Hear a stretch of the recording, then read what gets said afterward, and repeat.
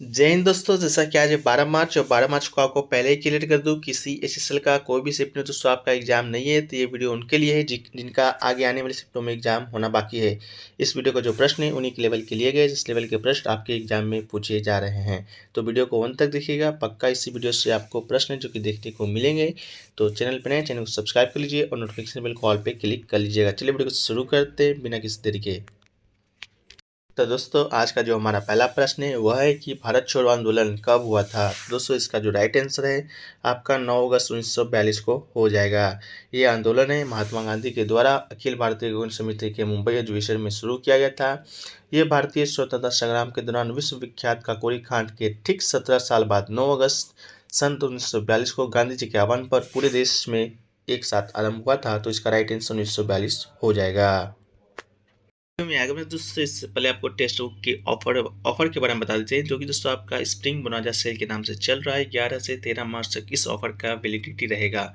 इस सेल में दोस्तों आपको 399 का जो पास है मात्र 299 में मिलेगा। इसके साथ ही साथ अगर आप हमारा कूपन कोड APG यूज करते हैं तो आपको ये 10% का एक्स्ट्रा ऑफ के साथ मात्र 269 रुपये में मिल जाएगा।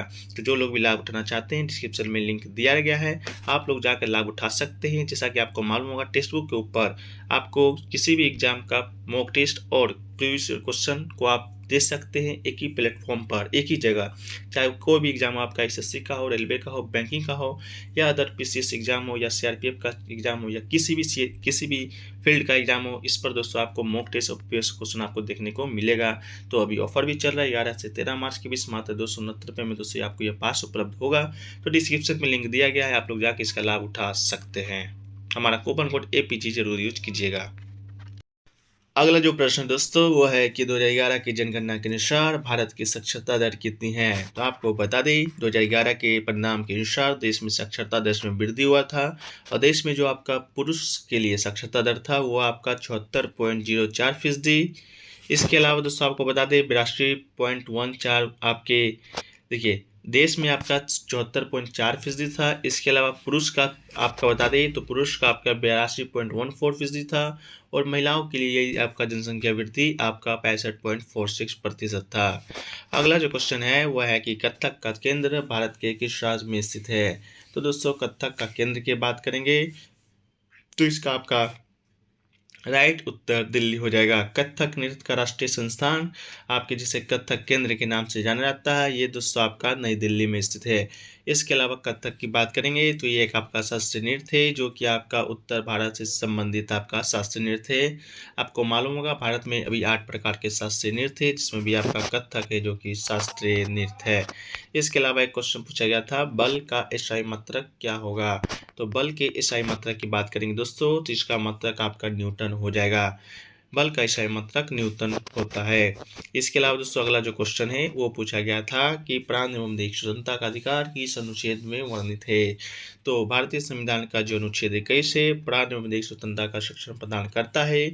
इसमें कहा गया है कि किसी व्यक्ति को उसके प्राण या देश स्वतंत्रता से विधि द्वारा स्थापित प्रक्रिया के अनुसार ही वंचित किया जाएगा, अन्यथा नहीं। चलिए अगला क्वेश्चन की ओर बढ़ते हैं दोस्तों। अगला जो प्रश्न है दोस्तों कि कुचिपुड़ी नृत्य है जो कि किस राज्य का शास्त्रीय नृत्य है। तो दोस्तों कुचिपुड़ी एक पारंपरिक भारतीय शास्त्रीय नृत्य प्रारूप है जिसकी उत्पत्ति आपका आंध्र प्रदेश में हुआ था। इसके अलावा यह एक अभिव्यंजक नृत्य प्रारूप है जो कि नृत्य संगीत और नाटक का संगम है। इसके लिए व्यापक फुटवर्क की आवश्यकता होता है। अगला क्वेश्चन पूछा गया था निखत जरीन किस खेल से संबंधित है। तो निखत जरीन दोस्तों आपका एक भारतीय शौकीय महिला मुक्केबाजी है। इन्होंने IBA महिला युवा और जूनियर विश्व चैंपियनशिप अंत लाया 2021 में 11 में स्वर्ण पदक जीता था। इसके अलावा उन्होंने गुवाहाटी में आयोजित दूसरे India open 10 international boxing tournament में कांस्य पदक जीता है। इसके अलावा इन्होंने बैंकॉक में आयोजित 2019 Thailand open international boxing tournament में भी रजत पदक है जो कि जीता था। अगला जो क्वेश्चन पूछा गया था हड़प्पा सभ्यता में सबसे बड़ा तालाब है जो कि कहाँ मिला है। तो इसका राइट आंसर आपका दोस्तों मोहनजोदाड़ो हो जाएगा। मोहनजोदाड़ो में एक जो आप विशाल स्नानागार देखते हैं वो दोस्तों आपका एक तालाब ही मिला था जिससे कि बाद में पुरातत्वविदों ने आपके स्नानागार कह दिया है। इसके अलावा हड़प्पा सभ्यता से क्या क्या मिले हैं तो 20 खंभों वाला सभा भवन मिला है, तांबे का हेयर पिन मिला है, कांसे की नर्तकी मिली है, वृत्त स्नानागार मिला है और ईंट के 6 भट्टे मिले हैं। इसके अलावा लोथल से क्या क्या मिला है, जो कि दोस्तों आपका गुजरात में स्थित है। वृत्ताकार चतुर्भुजाकार अग्निवेदियाँ मिले हैं, गोरिल्ला का मृद मूर्ति मिला है, 3 युग्म समाधान मिले हैं, पंचतंत्र की चालक लोमड़ी की आकृति मिली है और आपका चक्की के 2 पार्ट और हाथी दांत की पटरी और रंगाई कुंड मिले हैं। इसके अलावा दोस्तों आलमगीरपुर से क्या क्या मिला है, तो आलमगीरपुर से आपका शायद आयताकार यज्ञ वेदियाँ मिली हैं, 1 युग्म समाधान मिले हैं, आक्रामक मृदा में वृषभ की मूर्तियाँ मिली हैं, ऊँट की हड्डियाँ मिली हैं, अंडाकार कब्र मिला है, बालक की खोपड़ी में 6 छेद जो कि चल चिकित्सा का प्रमाण प्रस्तुत करता है, यह आपका आलमगीर से मिला है। इसके अलावा क्वेश्चन पूछा गया था कि 2022 के अनुसार सबसे गरीब राज्य कौन सा है, तो 2022 के अनुसार आपका सबसे गरीब राज्य बिहार हो जाएगा। भारत का सबसे गरीब राज्य आपका बिहार है नीति आयोग के बहुआयामी सूचकांक MPI के अनुसार। उसके बाद आपका झारखंड आता है, मध्य प्रदेश, उत्तर प्रदेश, छत्तीसगढ़ का स्थान है। इसके अलावा एक क्वेश्चन देखिए है अगला कि अनुच्छेद 15 है जो कि किससे संबंधित है, तो अनुच्छेद 15 की बात करेंगे दोस्तों तो ये आपका धर्म, नस्ल, जाति, लिंग या जन्म स्थान के आधार पर भेदभाव का निषेध करता है। 15(1) के अनुसार आपका राज्य किसी भी नागरिक के खिलाफ केवल धर्म, मूल, वंश, जाति, लिंग, जन्म स्थान या इनमें से किसी आधार पर भेदभाव नहीं करेगा। 15(2) में दोस्तों आपका कोई भी नागरिक केवल धर्म, नस्ल, जाति, लिंग या जन्म स्थान के आधार पर किसी भी विकलांगता, दायित्व, प्रतिबंध या शर्त के अधीन नहीं होगा। 15(3) के अनुसार दोस्तों आपका इस अनुच्छेद में कुछ भी राज्य को महिलाएं और बच्चे को कोई विशेष प्रदान करने से नहीं रोकेगा। इसके अलावा 15(4) में दोस्तों आपका इन अनुच्छेद में कहा गया है कि अनुच्छेद 29 के खंड 2 में कुछ भी राज्य को सामाजिक शैक्षणिक रूप से पिछड़े वर्गों के नागरिकों और अनुसूचित जातियों जनजातियों की उन्नति के लिए विशेष प्रदान करने से नहीं रोकेगा। अगला है दोस्तों आपका अनुच्छेद 114 है जो कि किससे संबंधित है, तो भारतीय संविधान 1949 में अनुच्छेद जो 14 है वह आपका विनियोग विधेयक से संबंधित है। इसके अलावा अनुच्छेद 113 की बात करेंगे तो अनुच्छेद 13 के अधीन अनुदान दिए जाने वाले यथाशीघ्र भारत की संचित निधि में से विनियोग के लिए आवश्यक सभी धनराशि को पूरा करने के लिए एक विधेयक प्रस्तुत किया जाएगा। इसके अलावा अनुच्छेद 15 और अनुच्छेद 16 के प्रावधानों के अधीन इस लेख के प्रावधानों के अनुसार पारित कानून के द्वारा किए गए विनियोग के तहत अपेक्षित भारत का संचित निधि से कोई पैसा नहीं निकाला जाएगा। ठीक है, अगला क्वेश्चन पूछा जाएगा आपका कि अनुच्छेद 20 है जो कि किससे संबंधित है, तो भारतीय संविधान का अनुच्छेद जो 20 है अपराधों के लिए सजा के संबंध में संरक्षण से संबंधित अनुच्छेद है। अनुच्छेद 20 की बात करेंगे तो एक आरोपी व्यक्ति चाहे वो नागरिक हो या विदेशी को मनमानी या अत्यधिक सजा के खिलाफ 3 प्रकार की सुरक्षा प्रदान किया जाता है। पहला तो आपका कार्योत्तर विधि से संरक्षण, यानी कि किसी व्यक्ति को किसी अपराध के लिए तब तक दोषी नहीं ठहराया जाएगा जब तक कि उसने ऐसा कार्य करने के समय प्रवृत्त विधि का अतिक्रमण न किया हो तथा उस समय अपराध किए जाने के लिए उसे जो शासित अधिरोपित किया जा सकती थी वह उससे अधिक शासित का भागी नहीं होगा। अगला है कोई दोहरा दंड नहीं मिलेगा, किसी व्यक्ति को एक बार से अधिक किए गए अपराध के लिए मुकदमा नहीं चलाया जाएगा, उसे दंडित नहीं किया जाएगा। अगला है कोई आत्म अभिशंसन नहीं होगा, किसी भी अपराध के लिए आरोपी किसी व्यक्ति को खुद के लिए गवाह बनने को मजबूर नहीं किया जाएगा।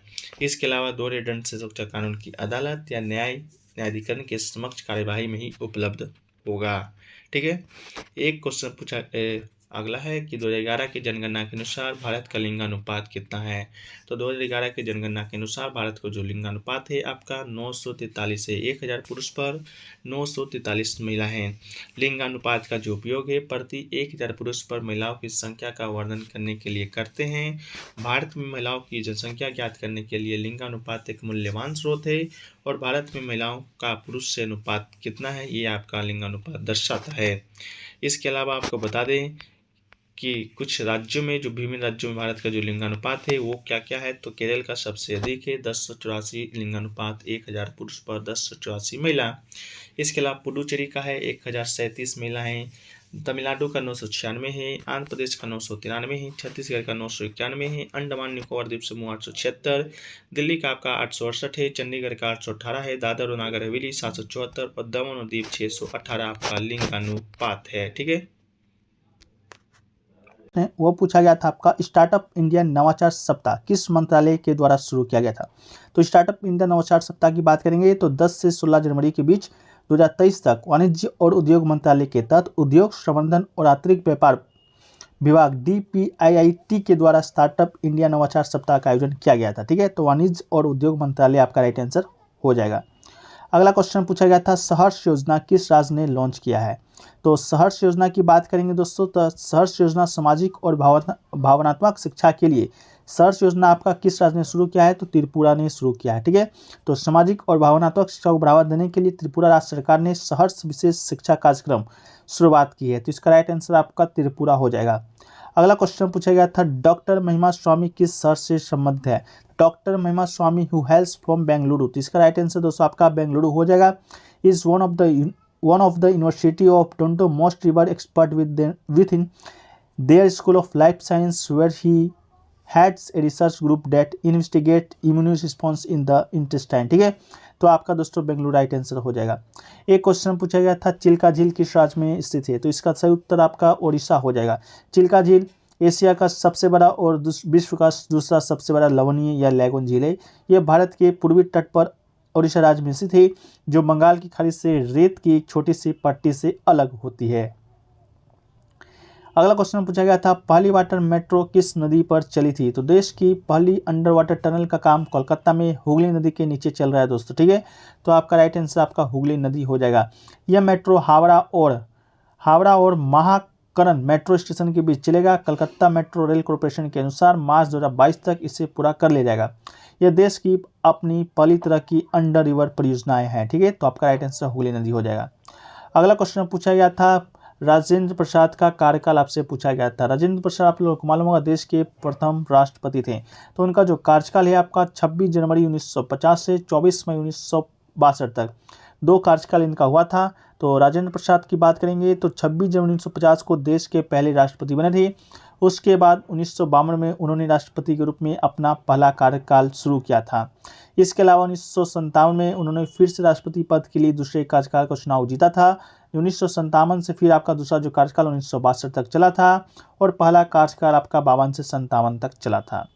अगला क्वेश्चन पूछा गया था, मध्य प्रदेश में आयोजित खेलो इंडिया यूथ गेम्स किस नंबर का है? कल के CHSL एग्जाम में पूछा गया था कि मध्य प्रदेश में आयोजित खेलो इंडिया यूथ गेम्स कितने शहर में आयोजित होगा, जिसका राइट आंसर 8 था।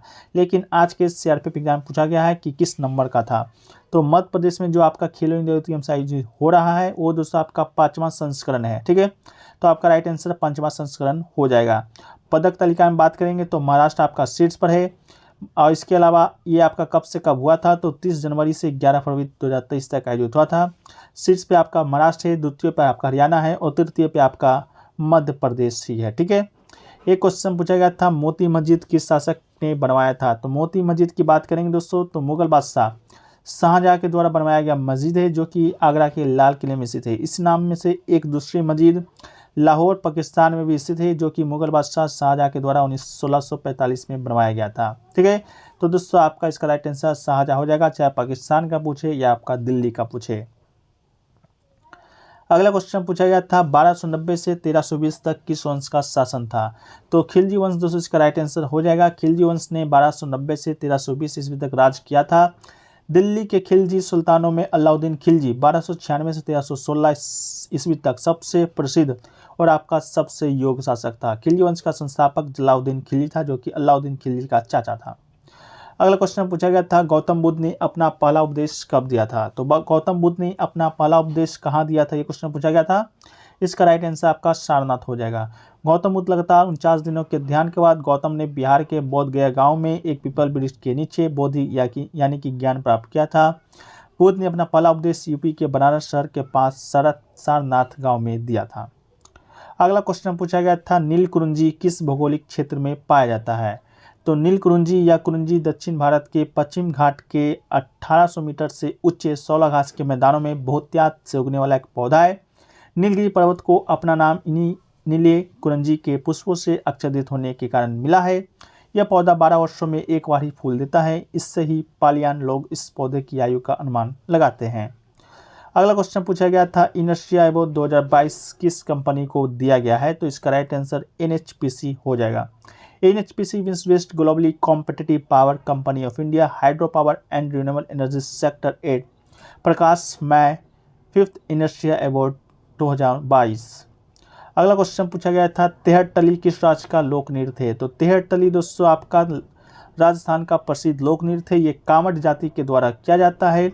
शिव के ताल और पार्वती के लय से ताल शब्द बना है। कामर जाति की स्त्रियां शरीर पर 13 मंजिलें बांधकर इस नृत्य को करती है। तो राइट आंसर आपका राजस्थान। एक क्वेश्चन पूछा गया था 1961 के बाद किस देश की जनसंख्या में भारी गिरावट आया है। तो चीन की जनसंख्या में साल 1961 के बाद सबसे बड़ी गिरावट दर्ज की गई है। तो इसका राइट आंसर आपका चीन हो जाएगा। चीन में अब नकारात्मक जनसंख्या ग्रोथ शुरू हो गया है। बता दें कि चीन में मरने वाला का जो आंकड़ा है पैदा होने वाले बच्चों से ज़्यादा है।